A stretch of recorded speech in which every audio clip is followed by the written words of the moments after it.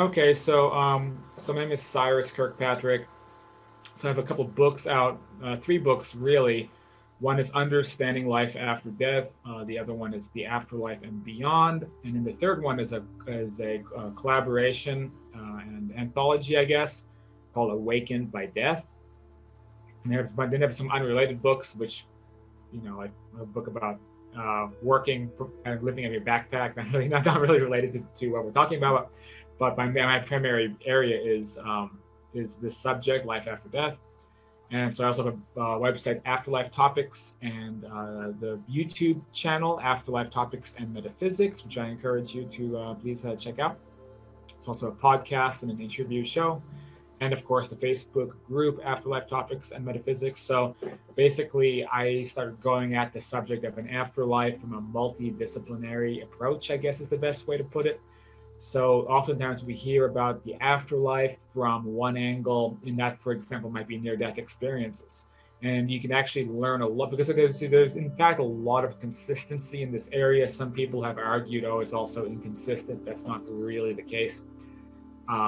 So near-death experiences, you can learn a lot, but it can also, I think, leave a lot of people a little bit muddy because let's be honest, a lot of near-death experiences, like some of them really seem to be great accounts of going into an afterlife or a post-death experience, but sometimes it can also be very muddy, right? So, I mean, there's a lot of near-death experiences which can sometimes cause people to be more confused than to be given answers. For example, there's like the very religious NDEs, like I went into hell and, Jesus was there and showing all the sinners and things which, that don't may not vibe with spiritual subjects that we study elsewhere, almost showing it kind of like sometimes NDEs can have a little bit of a subjective quality to them.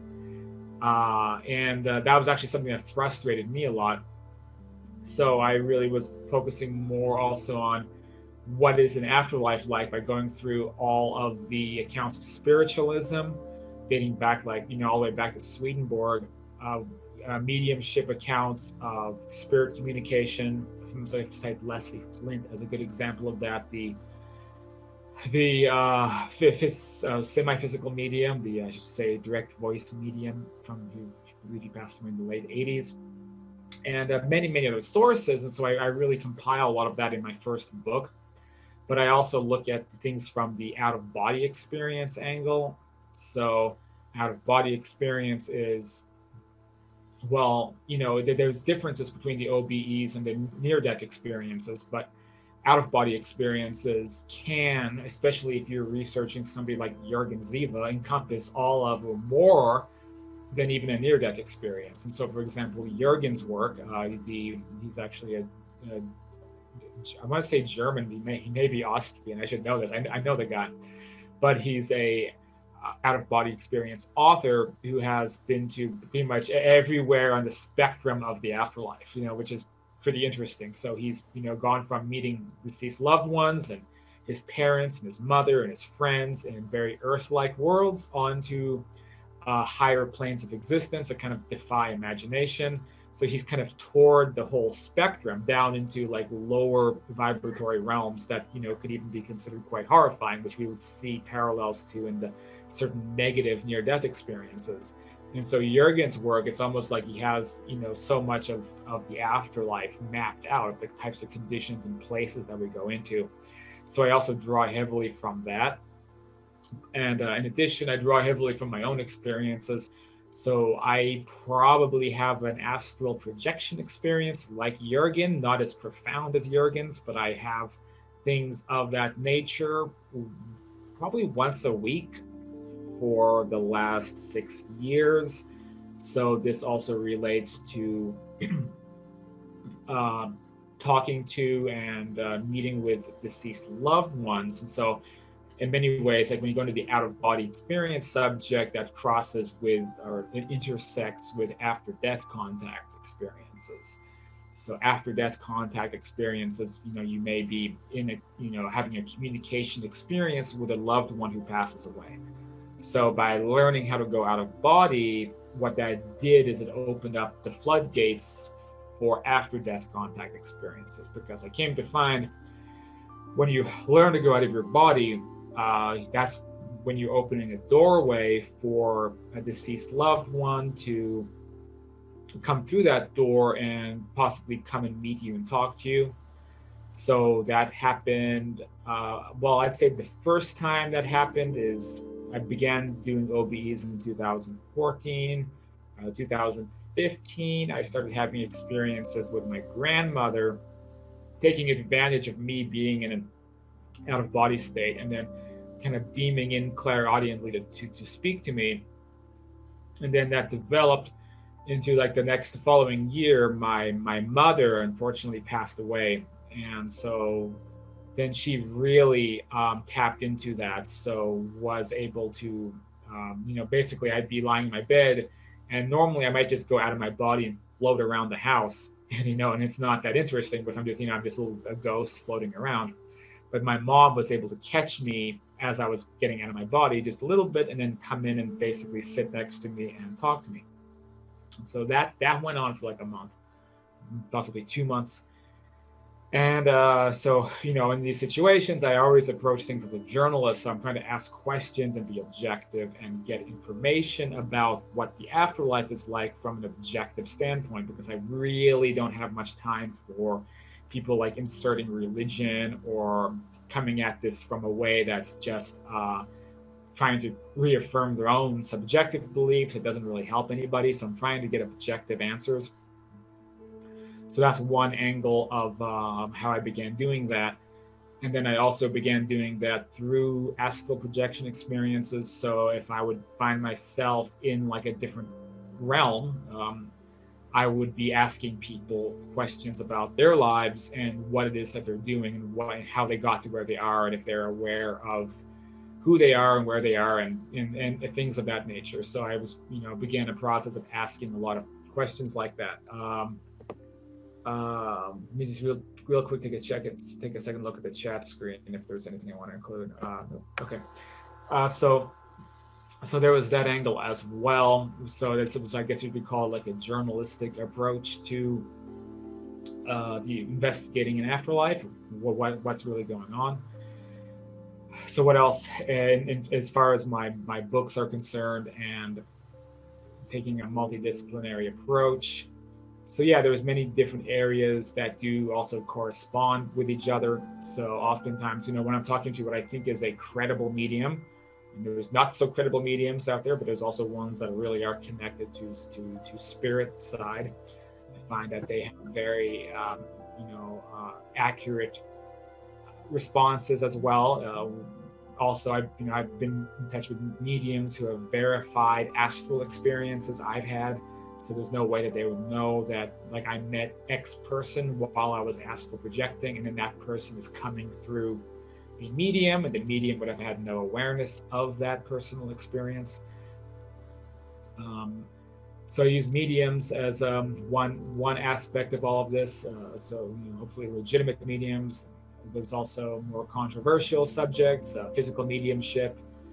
There's more things I talk about, past life memories. So, reincarnation, you can slot this in somewhere, but that gets into a very confusing area sometimes, because I honestly think that even people on that side don't always fully understand how reincarnation tends to be this much more multidimensional than a lot of us think it is.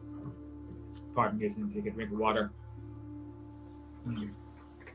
And so that's another element. So let me think. So I guess part of my work is also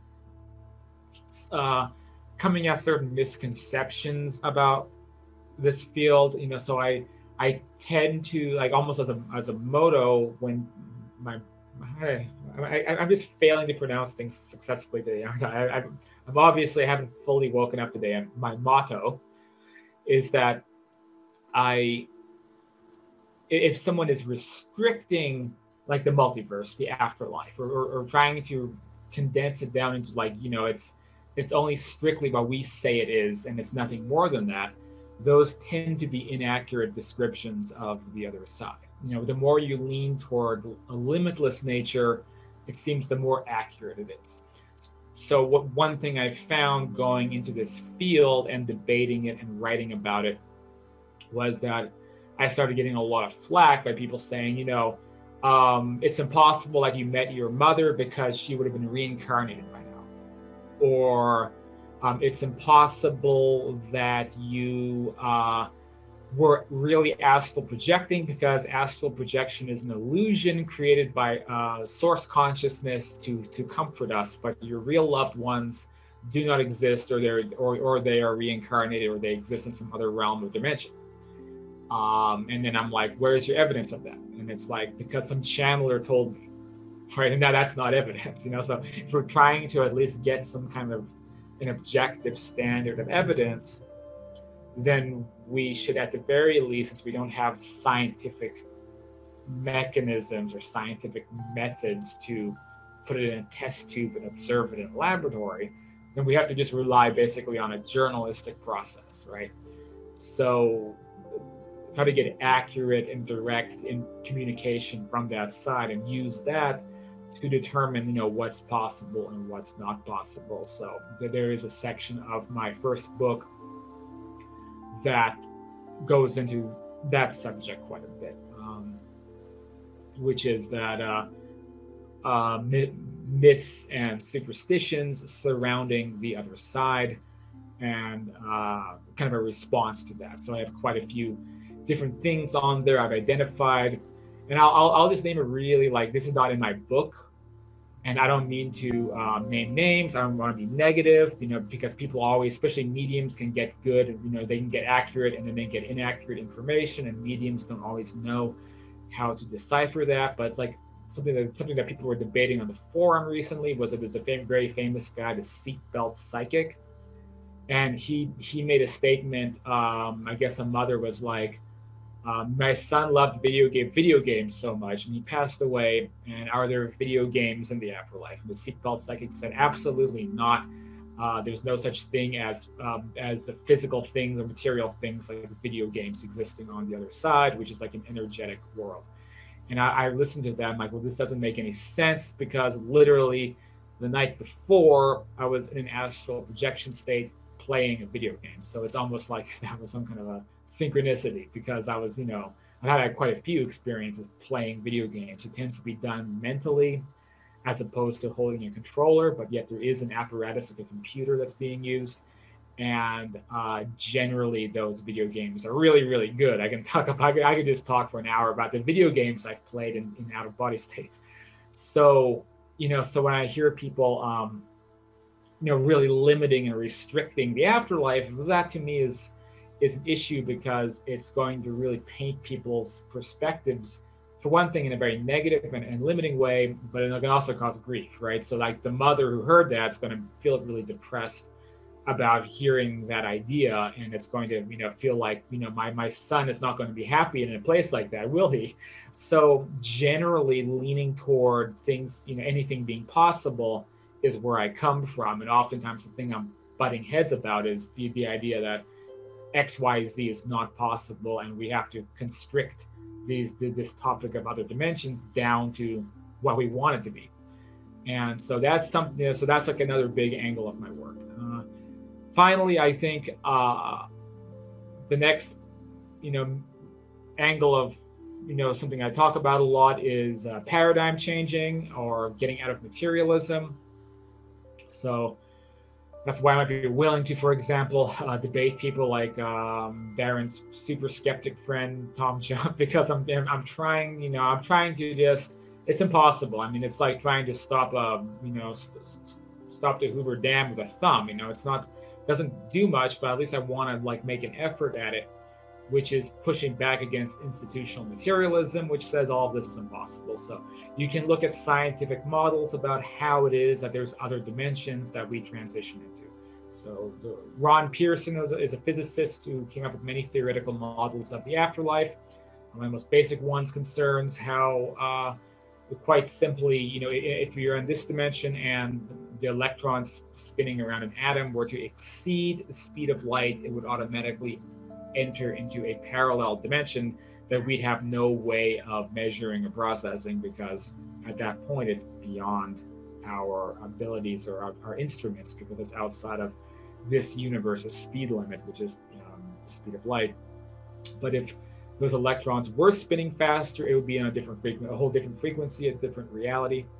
And that's probably how the afterlife does operate, which is that it's a different realm of existence in what we call the multiverse. And essentially, we often hear about vibrations and how vibration seems to be how how reality is constructed. And so we could interpret that through the speed of, for example, electrons that are spinning.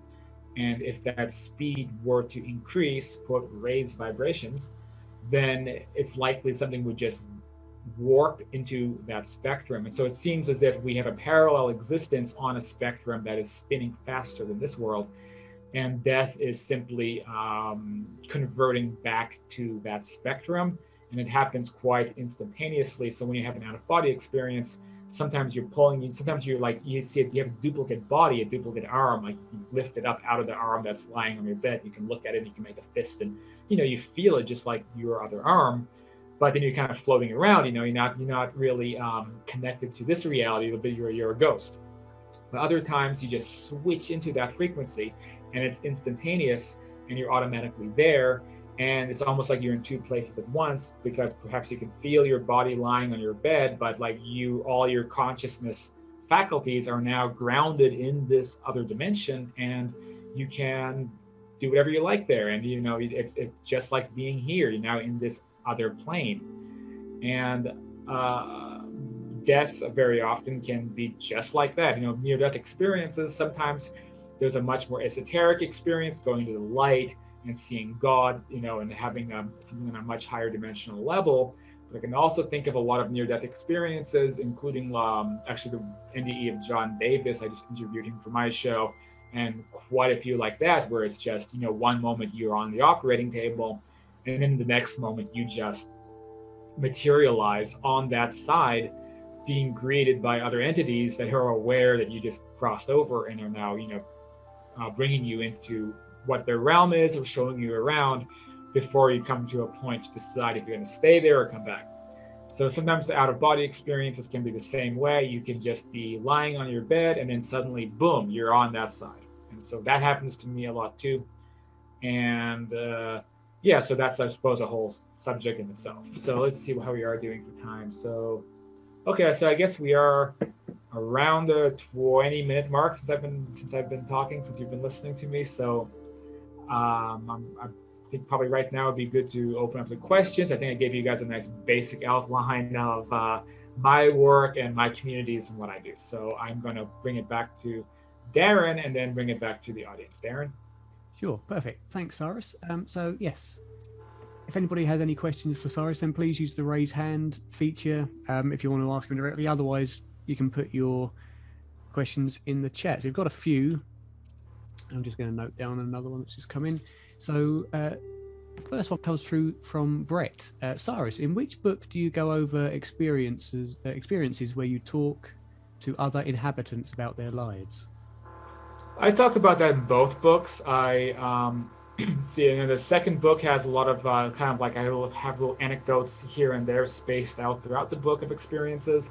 The first book, I also go into that quite a bit, and a lot of the information I'm even talking about in general draws from me interviewing people about their lives. And so I might correspond that to, for example, other areas of information. I off the top of my head, I think I talk a little bit more in my second book about the interview process and talking to people on that side. But yeah, I don't know if that. Sure. Okay, brilliant. Katie. Hi. Okay. So my question is a little bit complicated. So the John Davis interview, which I listened to, and then several other NDEs, they seem to talk about this realm where there's the Akashic records and people are exchanging information, they're learning about Earth or studying Earth, they're teaching lessons or conveying some information, and they're helping Earth, and that's come across through mediums and different people. So then in certain astral experiences, like the ones you describe often, I've had semi-lucid astral where it's kind of a different version of this reality, and sometimes you see like parted loved ones, sometimes you see living people, and they're kind of in a world like this. It's thought responsive and so on and so forth. But the purpose of that world, that astral world, are they doing that kind of helping of the earth and studying things, or is it the purpose of, what's the purpose of what those people are doing, those beings, or what we are doing there? Do you see that as different from the more NDE like John Davis, where it was that Greek, set up with the togas and they're going through the Akashic and studying things? And do you think there's a difference there, or just what are your thoughts on that? I've thought a lot about this even since that interview with John, and I've also many other stories like that. And my theory at this moment is that the place that John went to, that he described, and he did that tour, I think it's actually the same place that I go to if I'm projecting. I think it could be that same astral. I mean, literally, like, you could be living on the astral spectrum of, I don't know, Los Angeles, and then decide, I'm going to become a tourist and go visit the Great Temple, where people who recently died arrive at, and then you can go into the Akashic Library and all of that. I just think a lot of people are so stuck in their old ways and their old habits, they don't think to do that. I don't think that there is a huge, even if that is on a higher level dimension, I still think that's pretty closely related, especially if people are walking around, they look like us, then that makes me think it's kind of the same plane of existence. I tend to lean toward like these higher planes of existence that are not necessarily accessible. I think people look less and less like people go into more like this energetic body form and things which become much more complicated almost compared to, or I should say, things that are much more different than what we're used to. But in the case like John's NDE, like really, I just think it's the same place. I just think it depends on where you happen to go, where you choose to be.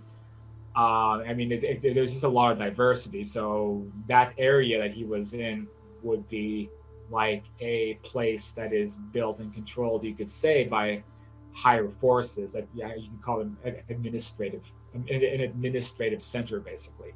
And when you're around an administrative center on that side, it's going to be people in robes and people studying the earth and all of that. And then there's a lot of people who are like, well, I don't want anything to do with this. I'm just going to go and do my own thing. And then you're someplace else. You know what I mean? Okay, thanks for your thoughts. Thanks, Cyrus. And thanks, Katie, of course. So question from Bert. Cyrus, how do you protect your earthly body while you're astral projecting? Specifically, can other beings enter your shell while you're astral traveling?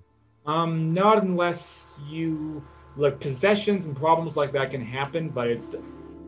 I think people who dabble in things they shouldn't dabble in end up having walk-ins and weird things happen to them. For example, people who approach it from the angle of the occult and who invite negative entities in for power, or who unwillingly do it because they're full of fear and anxiety, and they're having experiences where they're almost like calling out for something negative to come to them. So there's a lot of ways that if you're in like a chronically bad state of mind and you're going out of body a lot, like I would just be careful in that situation. You really need to have a handle on your mental state. So that's what I basically recommend doing. I do believe those types of things can happen, but it's also so much of this, very often those types of things, they're tied in to something that, it's more than meets the eye. So it's not simply someone, gets victimized by a negative entity. It could be that negative entity is like an abusive family member that this person was calling out to and being intimidated by, and allowing that spirit to come and start meddling with their earthly life. Things like that. It's not always, what meets the eye. So really, it's about mental states and practicing positive states of mind, spirituality, and self-growth. Like that. That's why those things go hand in hand. So you don't want to be an out-of-body experience projector who is depressed, angry, greedy, wants things wants to use it for power. Because if you're in a state of mind at all like that, then it's going to open the doors to trouble. Great, thanks. And last question from Tammy. Did you want to ask Cyrus, or would you like me to read it out? Me? No worries. So Tammy asks, Cyrus, can you please describe some of the ways you think that reincarnation is multidimensional? Yeah, so it has to do with the subject of bilocation. So one of the abilities that it seems like people have on the other side is they can be in many places at the same time. So, for example, you could be at your desk here, and then you could simultaneously be in 3 more places, and it's like we don't have a limitation where we wouldn't be able to cross here. That's impossible to even comprehend, but somehow they can do that. So reincarnation can very much be part of that same process where you already have your life going here, and then at the same time you have a life on Earth happening, right? And so by our perspective, someone, could be leading a life on that side from before and they don't even realize it. But now a piece of who they were now exists here on Earth. So we don't even know how many different versions of us are all over the place. There could be many, many versions of us here and on the astral or afterlife, whatever you want to call it, and then different lives, different versions of the other side, just all these different levels. So reincarnation seems to fit into those categories. And so I guess by definition, it's multidimensional because you're being in multiple dimensions. Although I think multiple realms would be a better terminology, specifically speaking. Multiplanarian. I don't know. They have to make up some new terminologies, I think. But it seems reincarnation fits into that. So it's not necessarily someone disappears from there and then appears again on Earth and is born as a baby. So that would be using linear perspectives and linear time to try to understand the subject. So that's my short answer, I guess. Great. And Tammy says thank you. Brett? Hey there. I had a kind of a hot topic I wanted to ask you about. I've had like some intentional OBEs, a bunch of lucid dreams, and I recall my dreams a lot. And one thing I notice with people talking about, since I talk about this all the time, is like the whole lucid dreaming versus projection debate. And personally, I feel like they're all different terms for like the same coin, basically. I feel like every night we go out of body, just the quality of focus or connection and the locations we are can be different. Like we're accessing a higher version of ourself when we dream. And we could be in an area that could be for subconscious processing where we're actively creating the area. And then other times I've noticed, just based on my own dreams and lucid dreams, we could be in an area where we didn't create it at all. It's a consensus area. There's the buildings and all the people there. I didn't make them. I can interact with them and ask them questions. So I just feel like sometimes I'm a tourist kind of in an area when I'm asleep. I don't know if you have any thoughts on that kind of whole debate. Yeah, I mean, to me, it's a very simple answer because that consensus area, that's astral projection. When it's being built by the subconscious or the population is just you, that's lucid dreaming. So lucid dreaming is it's basically a virtual reality experience that you are creating as you go along. And so very often lucid dreams also have a narrative, or at least even dreams or lucid dreams, because of some people like myself, we tend to think in terms of a narrative. It's like, okay, Cyrus is going to go fight the dragon and slay the princess. That doesn't happen in astral projection, unless you're on the astral world and somehow you actually end up tangled up with a dragon and a princess. That's, I think, very unlikely. It's about as likely to happen there as it is to happen here.